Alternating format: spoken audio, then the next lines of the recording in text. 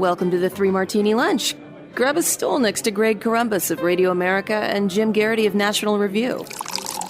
Three Martinis coming up.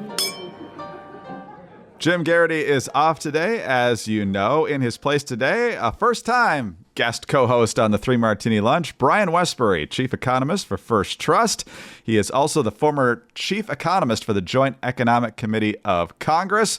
Brian is a market expert, and we brought him in to explain a couple of things about what we saw and didn't see when it comes to the volatile markets over the past several days. And we are going to get to that. But of course, this news cycle that we're on for the past several weeks will not let us have a break. We now have a vice presidential nominee selection for Kamala Harris, Minnesota Governor Tim Walz. But first of all, Brian, great to have you with us. Greg, it's great to be with you. I'm old enough to remember people who did have three martini lunches, and without naming names or whatever. But I started work in the early 1980s, and I was a young kid. I just wanted to perform, and I would never think of drinking at lunch or anything.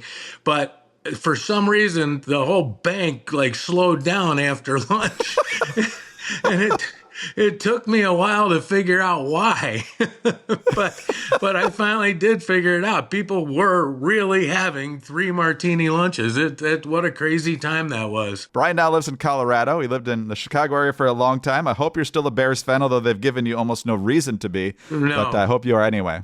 Yeah, exactly. We, a friend of mine tells a story.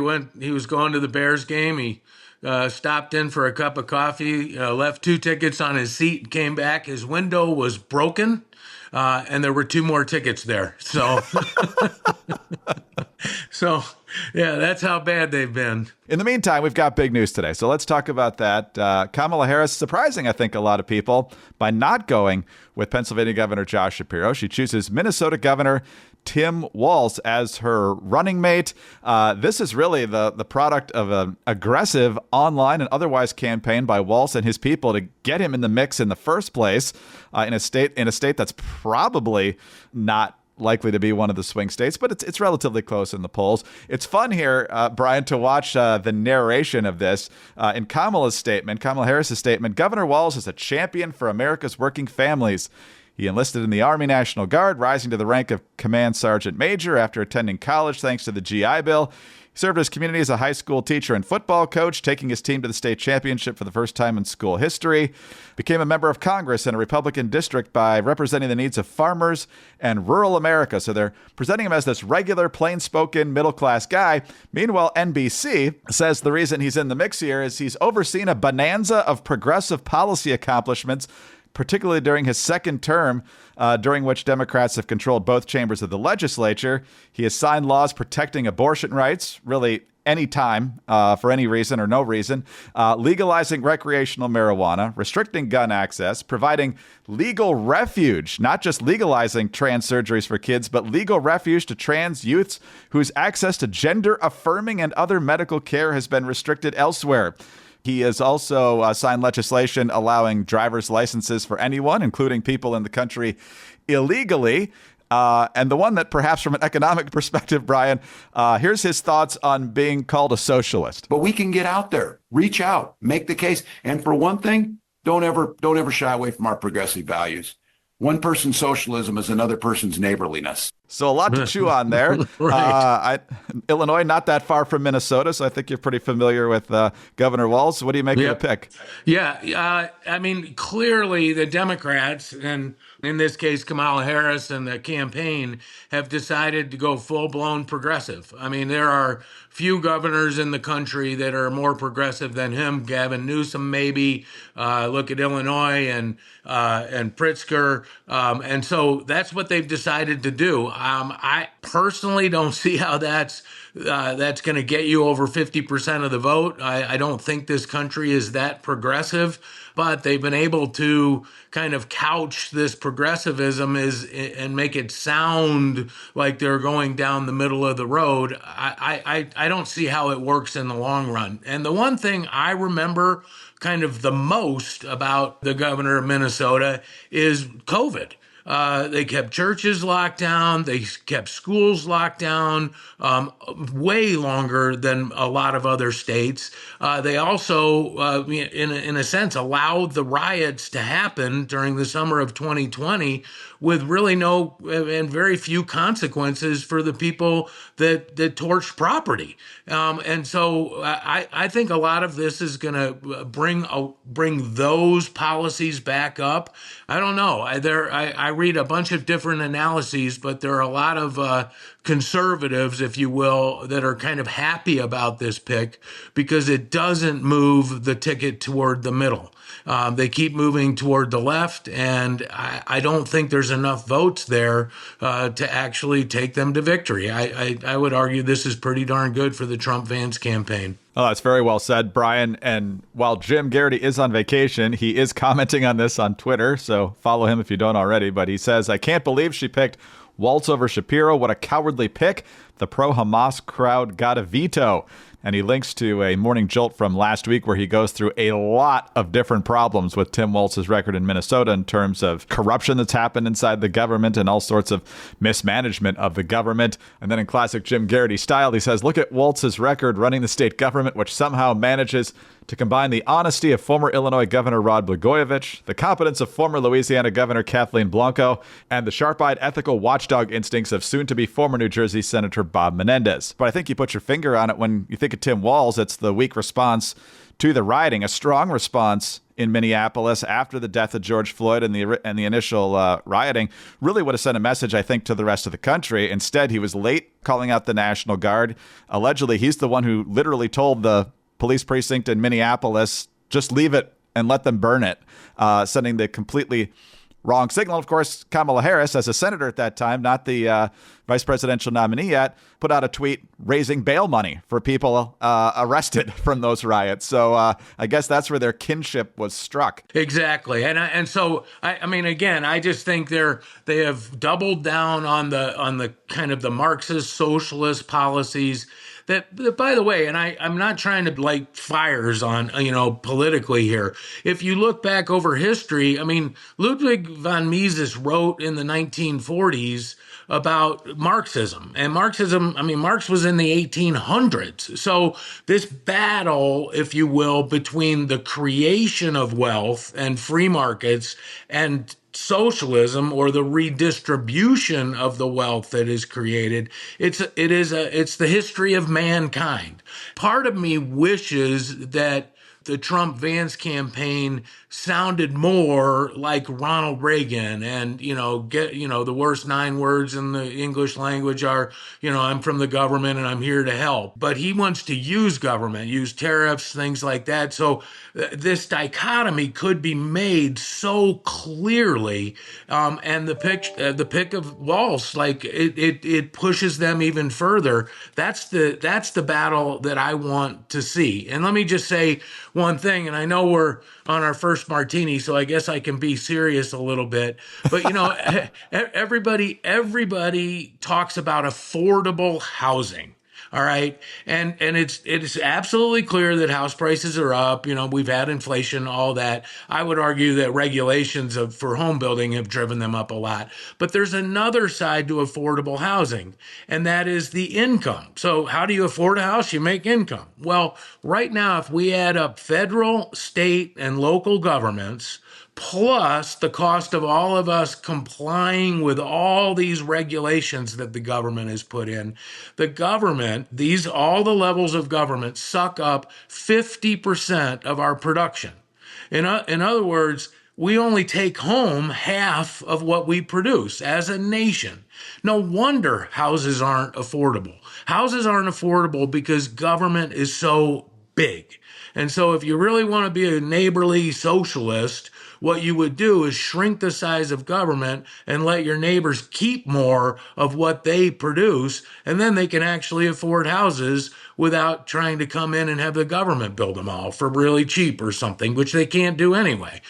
So this dichotomy between the redistribution of wealth and the creation of wealth, the history of man's political battles, couldn't be more stark in this election, if you ask me. Now, I think that's very well said. And when it comes to protecting your neighbors' dollars here, the National Taxpayers Union put out the scorecard for Tim Walz after he's in the House for 12 years.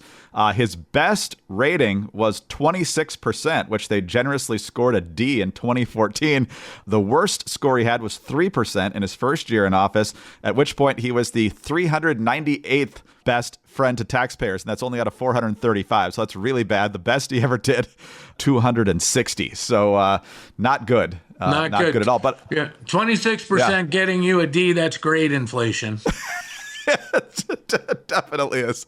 I think the Reagan parallel is interesting in a couple different ways. First of all, because I think this is probably the most liberal ticket, at least since Mondale Ferraro, possibly worse, especially when you factor in some of the cultural stuff. And then also just the idea that Reagan, of course, quite a bit more popular by the time 1984 rolled around than Trump is now. So even though they are that far left, Republicans shouldn't get an idea of 49 state landslides here. Right. This is going to be a hard fight all the way to the finish line. Yep, exactly. Yeah, the country has changed. There's no doubt. Minnesota is a perfect example of it.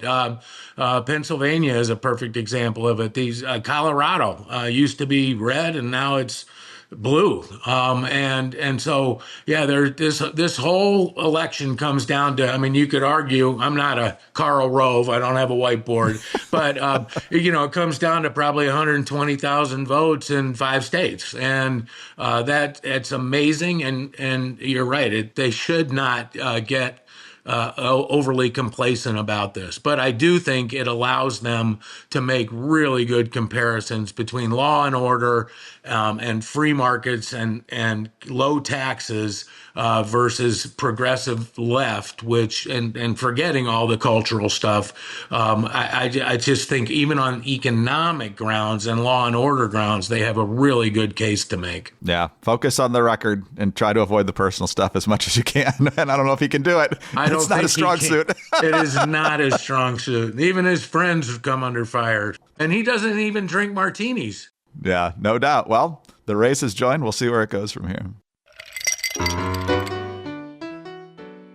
All right, on to our second martini now. And gosh, from late last week through the weekend and certainly through Monday, a lot of people's blood pressure rising significantly as it related to the volatility of the markets. We saw it start late last week, and then the Japanese Nikkei index had its worst loss on Monday since Black Monday in 1987, but it bounced back more than 10% today.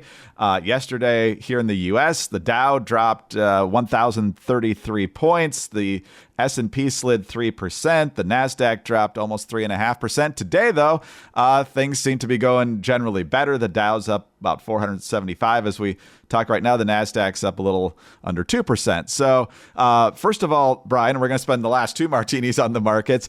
First of all, why is the market in such flux right now? Here's the kind of my broad perspective on the economy. COVID was a car wreck. If we can use that analogy, that metaphor. It was a car wreck. We broke our leg in 4 places. The ambulance shows up to the accident site, and they pump us full of morphine. And then they take you to the emergency room, and the doctor says, "Hey, how you feeling?" And you go, "I've never felt better." But it's the morphine talking. And so what I'm getting to there is we locked down the economy, and then the Federal Reserve printed trillions of dollars, bought government bonds from the Treasury, and then we used that money to pay people not to work.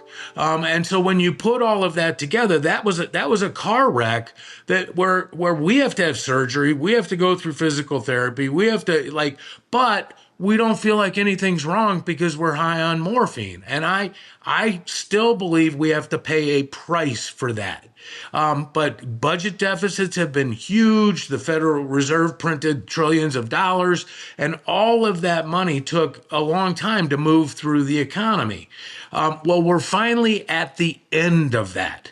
And that's why economic data is slowing down. The money supply has actually declined in the last 2 years. That hasn't happened really to this extent since the Great Depression. And so my belief is that we are going to have a recession. And I think the market is starting to sort of recognize that this unbelievable morphine-led climb in earnings is going to slow down, that unemployment's going to go up, that the economy is going to fall into a recession, a normal recession, not a '08 crash or a 2000 crash. And I think the market is starting to recognize that. The second thing that's going on, and I don't mean to make all this so serious here, but central banks around the world, they've changed policies massively. So this quantitative easing that we did, they have flooded the system with deposits.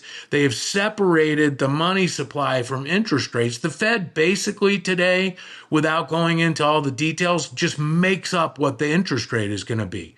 And that's why if you turn on the business news shows every day, all we keep talking about is the Fed going to cut a quarter or a half, or are they going to do it in July or September? Or, because what we're all trying to do is guess what Jerome Powell might do.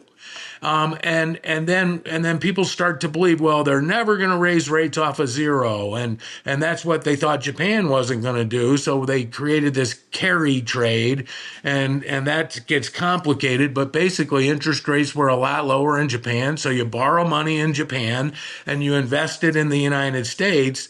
And then all of a sudden, Japan raised interest rates. And now that trade looks kind of stupid. And everybody tries to unwind it. And so what everybody's trying to do is guess what these central banks are going to do. And when you're guessing, you're no longer focused on economic fundamentals. And I think that's what all came to a head right now.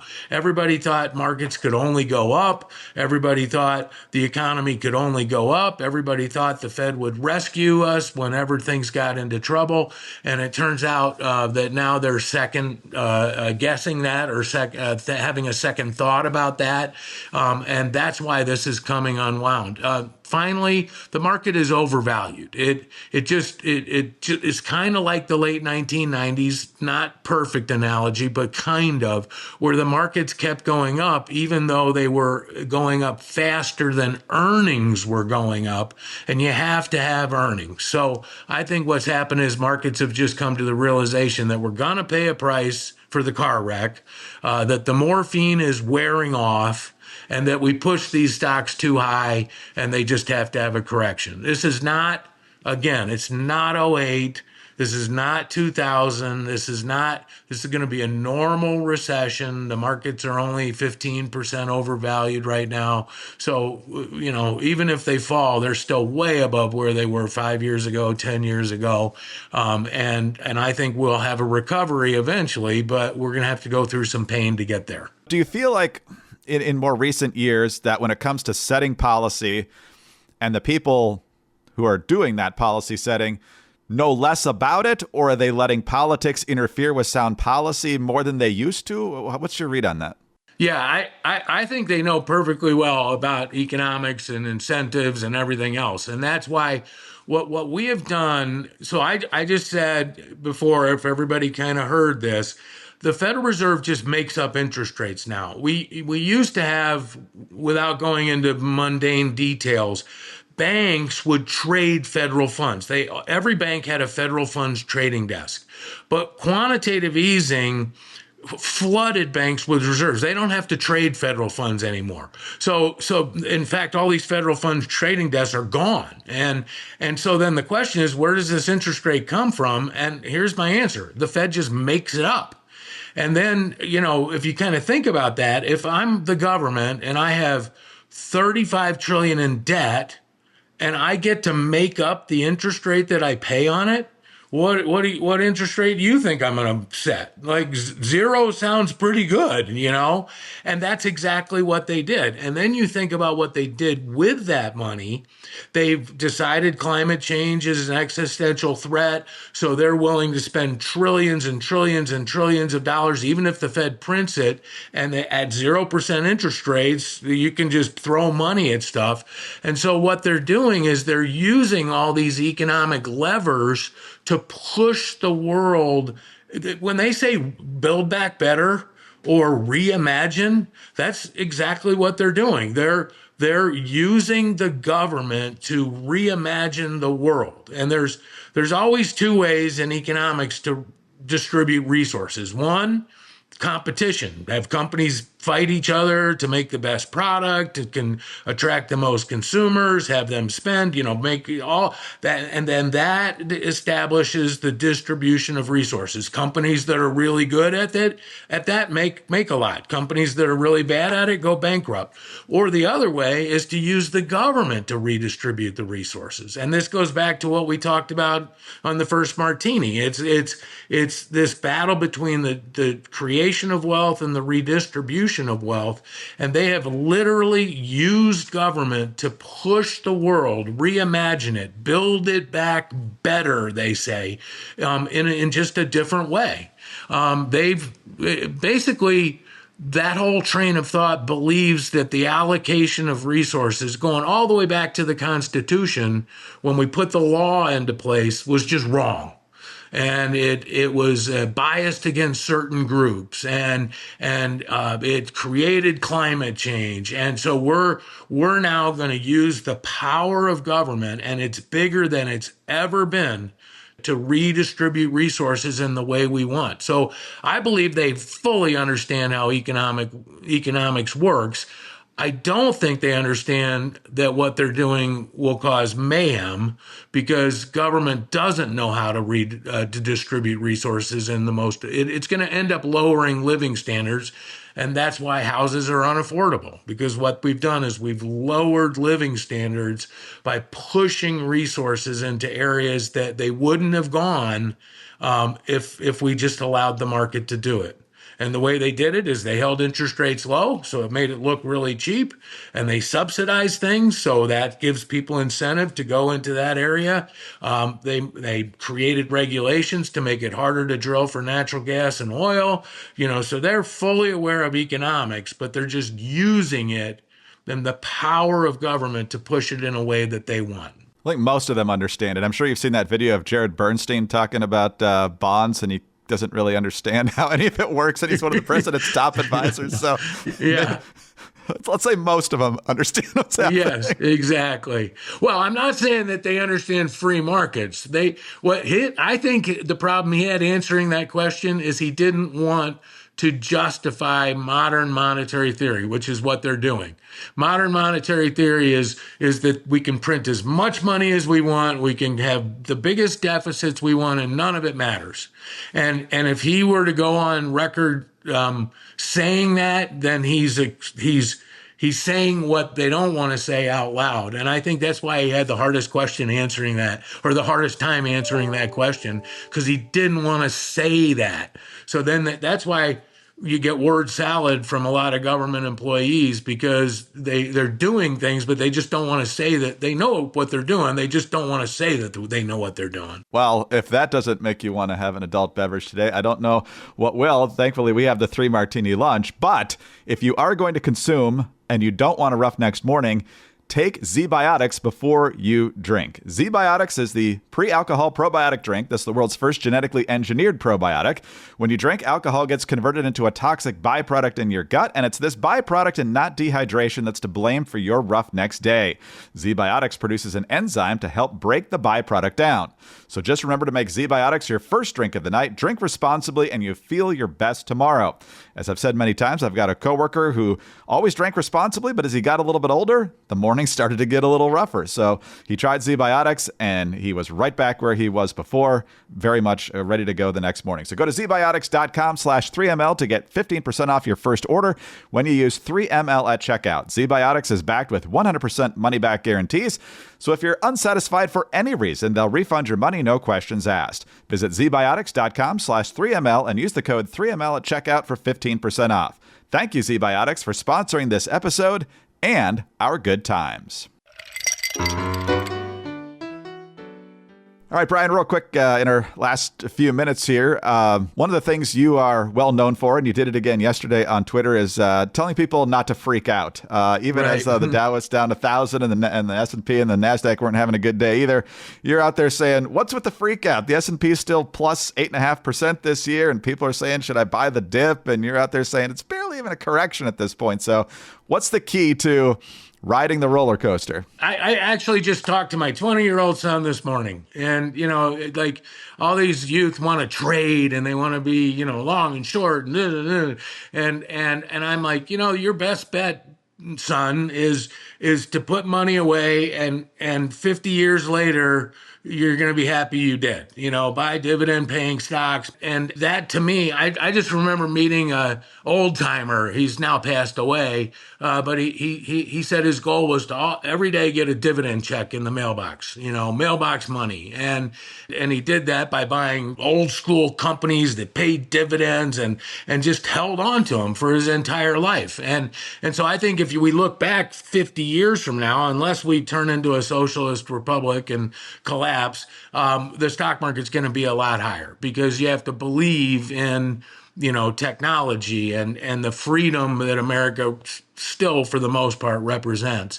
Having said that, the market is overvalued today, but it's in 1999 it was 62% overvalued. Today it's about 15% overvalued. So I expect it to go down, but I don't know how to trade it. I also would argue that today the small group of tech stocks are really expensive, but we're going to use more oil in 50 years than we're using today. And it's like the market doesn't know it. I would buy energy companies. We call them value stocks. They're cheap compared to these high flying tech companies. And a lot of people don't want to own them. And those are boring. But if you buy value and low vol, that's where you ought to be today. I think you'll outperform the market as a whole in the next few years. But really what I'm getting to is, we're overvalued, but it's not like the world's going to fall apart and the Fed's going to come in and cut interest rates. And I just found it fascinating that you watched TV yesterday and people are saying the Fed needs to do an emergency cut. I find that laughable, because we're still up for the year. I mean, we're up 8%. That's a pretty good, I know if you would have sold a few weeks ago, you would have made 16%, but we're still up 8%. All right. And that's not a kind of environment where people should be freaking out. And then let me say one last point. This is what worries me the most about our world today. Back in the 1970s, the Federal Reserve and all these economists believed that the unemployment rate should be 4%. Well, if you really looked at the world and how it was structured, it should have been around 6, because we were just growing slowly. We had started the Great Society, but the Fed tried to pull it from 6 down to 4. And that they were always doing that. How do they do that? They print money. And that's why we got inflation in the 1970s. And then I look at our world today, and everybody has decided that mortgage rates need to be 3% and unemployment should be 3.5%, and the stock market should never go down. And so guess what? The Fed should save us if any of those things don't happen. And to me, that's a recipe for inflation again. And so we are on the cusp of creating the 1970s all over again if we don't watch out. And so that would be my long-term worry. But in the short term, market's still up this year. It's maybe overvalued, but not massively. And I just don't. I think people should not worry about their investments as much as they seem to be if you turn on the TV. And the worst thing the government can do is meddle with it. Exactly. That's what I really want to avoid. Markets go up, markets go down. Just relax. Like it's okay. Now, back in 99, I was not telling people to relax, but because we were so overvalued. But today, relax. And I would be careful about your asset allocation, where you're invested. Don't buy all, one stock that's a high-flying tech stock. Be diversified and look at things that a lot of people just, I think we've priced in a world where we're never going to use any oil again. And that's crazy. We can't survive without oil. We're going to use more oil in 50 years than we are today. Brian, a lot to cover today, and you did it well. Thanks for being here. Thank you, Greg. Great to be with you. Brian Wesbury, former chief economist for the Joint Economic Committee of Congress. He's now chief economist at First Trust. Jim Garrity is off today. I'm Greg Corombos of Radio America. Thanks so much for being with us today. Please subscribe to the podcast if you don't already, and tell your friends about us as well. Would love to have them listening. Thanks also for your 5-star ratings and your kind reviews. Please keep those coming. Get us on your home devices. All you have to say is play 3 Martini Lunch podcast. Follow us all on X. Brian is just at Wesbury, Wesbury. Jim is at Jim Garrity, and I'm at Dateline_DC. Have a terrific Tuesday, and join us again on Wednesday for the next 3 Martini Lunch.